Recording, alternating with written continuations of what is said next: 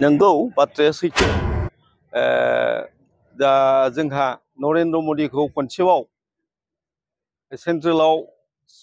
Prime minister खालामनांगौ खाथेराव जोङो बावहाय एनडिए हिसाबै जेनाखि बिजाथि होदों जयन्त बसुमतारी बे बिथांखौ जोङो दिनै बरायदों बावहाय जोङो जयेन्टलि इउपिपिएल बिजेपि आरो एजिपि मोनथाम दलजों बरायदों जों जोबोद खुसि जादों मानो होनोबा बिथांखौ जों बरायनो मोननानै जोङो जोंनि रायजो राजा जेसेबां बावहाय जनगोष्ठीफोर दं बिथांमोनखौ खावलायदों जोङो नांगौ बायदि भट होनानै बे 1 नं दतमा क'क्राझार समस्तिखौ देरहाहोनो थाखाय जोङो जानजि खाफ्रादों। बेसेबांखिनि भट दं नोंथांमोननियाव जोंनाव दासिमबो 7,000 भटआ जोंनि दतमा बिटिआर समस्तियाव दङ बे भटखौ जोङो जेरैखिजाया कालेक्सन खालामनानै बिथांनो जोङो भट होनो थाखाय बयखौबो खावलायगोन आरो जोङो निश्चय जोङो 7,000 भटआव जोङो किबा जानि 6,500 बा 7,000खौनो जों हरनो हागोन जों आसा खालामदों। दतमा मण्डल हिसाबै दासिम रायजो राजाफोरनो मा जौगानाय खामानि मावनो हादों सार? दतमा मण्डल हिसाबैथ' जोङो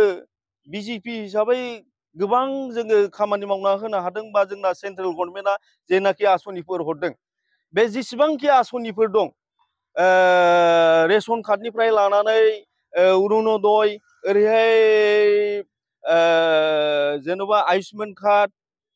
गोबां जेनाखि आसनिफोर दं बे गासिबो सेन्ट्रेल स्किम आरो आसामनि स्किमखा बे हिसाबै बेखौ जों रायजो राजानो बयनोबो होनो हादों दा बे हिसाबै रायजो राजाफ्रा बयबो नरेन्द्र मदिखौनो प्राइम मिनिस्टार हिसाबै खनसे लुबैबावदों आरो बे सिमाङाव जाफुंगोन। नोंथांमोना गावबा गावनि गथ'खौ सासे राफोद गेलेगिरि खालामनो गोसो दं नामा? रायजोआरि हादरारि हादर गेजेर थाखोसिम गेलेगिरि खालामनो गोसो दंब्ला नोंथाङा गोबाव दा खालामसै। सासे राफोद रोंखा-राखा गेलेगिरि खालामनो थाखाय नोंथाङा जानजि खाफ्रादो आरो मुं थिसनहैदो।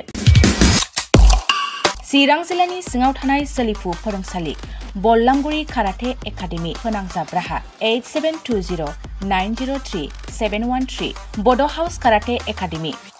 दलाइगाव फोनांजाब राहा 6900451157 बेंटल काराटे एकाडेमि फोनांजाब राहा 9678041226 बिरनगाव काराटे एकाडेमि फोनांजाब राहा 6901341656 आरो दालिगाव काराटे एकाडेमि फोनांजाब राहा 8720903713 बैफोर मख'नाय सोलोंसालिनिफ्राय सिगांनिफ्रायनो रायजोआरि हादरारि हादर गेजेरारि थाखोनिफ्राय बान्था मोननो हानाय सोलोंसाफोर मोननो हाबोनाय सोलोंसालि बे मख'नाय फोरोंसालियाव रोंगौथि गोनां फोरोंगिरिया फोरोंथाय होनानै नोंथांनि गथ'खौ सासे राफोद गेलेगिरि सोरजिनायाव मदद आरो जाफुंसार खालामगोन।